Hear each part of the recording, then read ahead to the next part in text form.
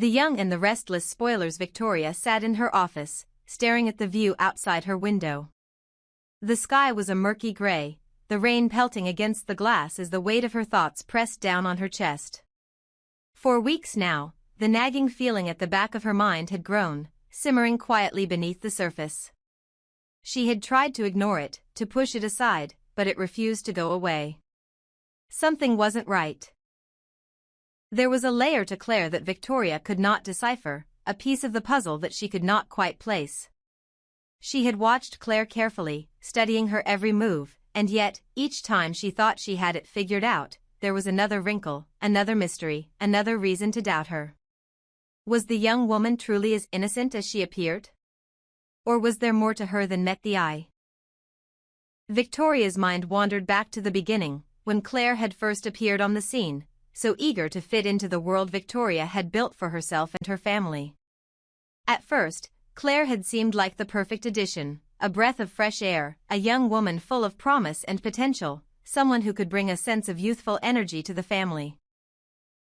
Victoria had even begun to trust her, allowing her to be a part of the inner circle, sharing her own vision for the future of their family business. But somewhere along the way, things had changed. Clare had become more ambitious, more calculating, and Victoria couldn't help but wonder whether she was hiding something important, something that could change everything. It wasn't just Clare's behavior that had changed. It was also the strange relationship Clare had been developing with Cole. Over the past several weeks, Victoria had noticed the increasing frequency of their private meetings, their hushed conversations in dark corners of the office, the glances they exchanged when they thought no one was looking. It was almost as if they were conspiring against her, a feeling that Victoria could not shake, no matter how hard she tried to dismiss it. She had tried to brush it off as paranoia, but the truth was, her suspicions were growing with each passing day. Something was wrong. Nikki, ever the voice of reason in Victoria's life, had noticed her daughter's unease and decided it was time to have a conversation. Victoria, Nikki had said gently, her eyes soft with concern. You can't keep going on like this. If you're going to keep doubting Clare, you need answers. Go check the DNA results again. Put your doubts to rest.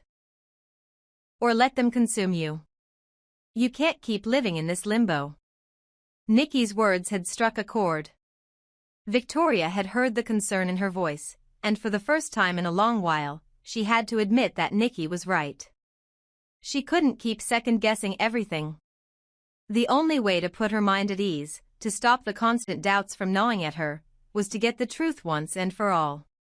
If Clare truly was the daughter she had hoped for, then Victoria could move forward. If not, well, then she would have to face the consequences. With determination in her heart, Victoria had called Elena, asking her to deliver the results. She had never been so nervous in her life. As Elena entered the room with a small envelope in hand, Victoria's breath hitched in her throat. This was it. The moment of truth. Elena handed her the envelope, and with trembling hands, Victoria tore it open. The words on the page were blurry at first, but as her eyes scanned the results, everything around her seemed to fall away. She could hardly believe what she was reading. The shock was overwhelming. Her body went cold, and for a moment, she thought she might pass out. The DNA test had confirmed her worst fear. Clare wasn't her daughter. The child she had spent years mourning, the one she had desperately searched for, wasn't the one standing before her. The girl she had thought was her flesh and blood was someone else entirely. Clare was someone else's child. Her world, already fragile from the years of turmoil and loss, shattered in an instant. The truth was more painful than anything she had ever imagined. Victoria's knees gave way as the weight of the revelation hit her with full force. She collapsed onto the floor, her chest heaving as tears spilled from her eyes. The room around her seemed to close in, the walls pressing against her as her mind struggled to process the truth. How could this be? How could everything she had believed about her family, about Clare, be a lie? The years of hope, of searching, of waiting, gone in the blink of an eye. Clare wasn't her daughter. She was someone else's. The child she had lost, the one she had cried for, had been replaced. As she sat there on the cold floor, her sobs racking her body, the questions began to flood her mind. How had this happened? Why had no one told her the truth? Why had Cole and Clare kept this from her? Were they working together all along, hiding this from her, playing her for a fool? She couldn't understand it. She couldn't make sense of it. Every question felt like a sharp knife twisting in her chest. And then the realization hit her harder than anything else. Cole and Clare had been planning this. They had known. They had been lying to her, using her trust against her. Everything she thought she knew about her family, everything she had built, had been based on a lie. Outside the door, Clare and Cole stood, hearing the muffled sounds of Victoria's sobs. They had been prepared for this moment, but even they hadn't known how it would unfold. They hadn't known that the truth would destroy Victoria in such a way. They had thought they could control the narrative, make her understand, but now they saw the damage their actions had caused. They were trapped. They had created a monster of deceit, and now it was all unraveling before them. They stood in silence, unsure of what to do next. Neither of them had the answers Victoria so desperately needed. They had manipulated her, kept her in the dark, but they didn't know how to undo the damage they had caused. The guilt weighed heavily on their shoulders, but it was too late for apologies. The damage was done. Victoria remained on the floor, unable to move, unable to speak. The truth had shattered her, and all that was left was the broken pieces of a life she had once thought she understood. She had been betrayed by those she trusted most, and now she had to figure out how to pick up the pieces of her shattered world. For what felt like an eternity, Victoria stayed there, tears soaking her clothes, her mind spinning in a chaotic whirlpool of disbelief and pain. There was no going back from this. The past had been rewritten in ways she could not have imagined. And the future she had once envisioned for herself and her family, seemed uncertain, broken beyond repair. Cole and Clare stood outside the door, frozen in place. They didn't know what to say, how to fix what they had broken. All they knew was that the truth had come out, and now there was no escaping it. They had lied, and now they would have to live with the consequences of their actions. The question was no longer whether Victoria could forgive them, it was whether she could ever trust them again. Victoria's sobs slowly began to subside, leaving only a hollow emptiness in their wake. She sat there, lost in the enormity of what had just happened. The world outside her office seemed distant, as if she were watching it from behind a veil. Nothing felt real anymore. Nothing felt safe. In the end, all she could do was face the truth, and try to figure out how to move forward. But deep down, she knew it would never be the same again. Jack stood in his office at Jabau, looking out the window as he tried to make sense of the decisions that had been unfolding in his company. His thoughts were interrupted when Billy entered, a look of determination on his face. Billy had come to speak with his brother, to discuss the recent changes at Jabau, the changes that had been bothering Jack for days. "Phyllis is out," Billy said without preamble, his voice tinged with an air of finality. Jack turned around, his brow furrowing. "I know," he replied, his voice laced with a mix of understanding and concern. "It's been hard, but it's what had to happen." Billy nodded, but there was something in his demeanor that suggested he had more to say. Jack's mind wandered for a moment, wondering if Billy was going to bring up the replacement, the decision that had been gnawing at him for some time. "You've replaced her with Sally," Jack said, his voice quieter now. It was more a statement than a question, a confirmation of the uncomfortable truth that he'd been avoiding. The moment the words left his mouth, he felt the weight of them. Sally Spectra? New to the company, new to their world, and still something of an unknown. Billy took a seat across from his brother, his hands resting on the table. "I have," he admitted, his voice steady but resolute. "I think Sally's the right choice. She's passionate, she believes in the vision I've laid out for the company. She's not afraid to take risks, and I trust her. Jack leaned back in his chair, arms crossed, and gave his brother a hard look. Billy, this sounds like replacing one problem with another. Sally's good at stirring things up, but is she really what Jabau needs right now? His voice was tinged with skepticism. Billy's eyes narrowed. You don't understand. Sally and I, he stopped himself, aware that his personal connection to Sally might be clouding his judgment. She sees what I see, and she wants to make Jabau a success, just like I do. That's why I'm bringing her on board. Jack shook his head. I'm not saying she's not capable, but this feels rushed. You've known Sally for what, months? You're trusting someone you barely know with this company. And you're telling me that you think she's the solution? His voice rose slightly as frustration began to seep through. Billy didn't flinch. You and I both know that we've been making changes, taking risks. Look at the company, we need fresh blood.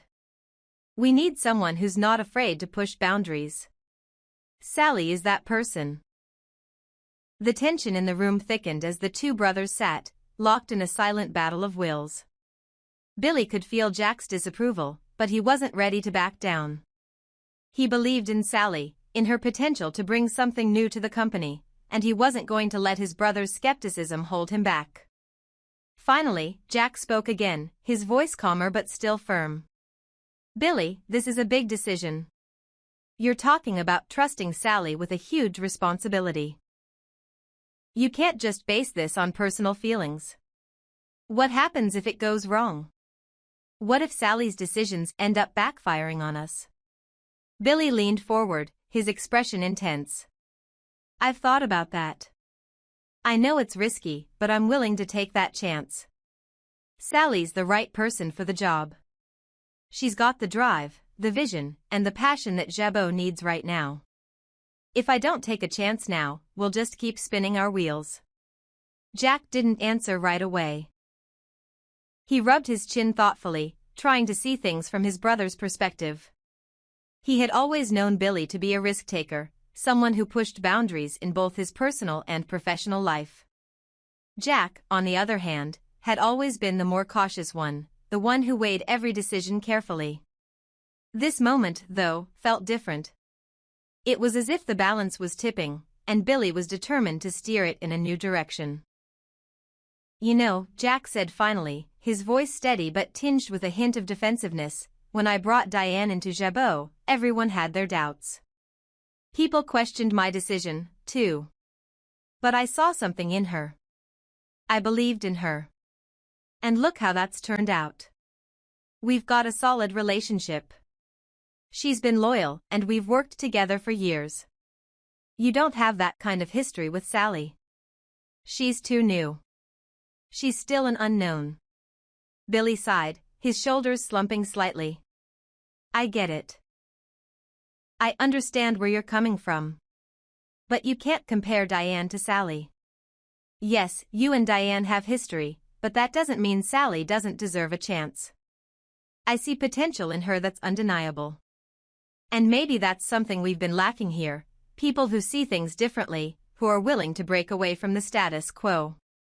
Jack didn't respond immediately, his mind working through the comparison Billy had made. The analogy between Diane and Sally hit harder than Jack had anticipated. He had always defended Diane's role at Jabau, believed in her loyalty, and trusted her judgment. He knew that he had taken a risk bringing her into the fold, but over time, it had proven to be the right move. Now, though, the situation felt different. Diane had proven herself, but Sally was still a wild card.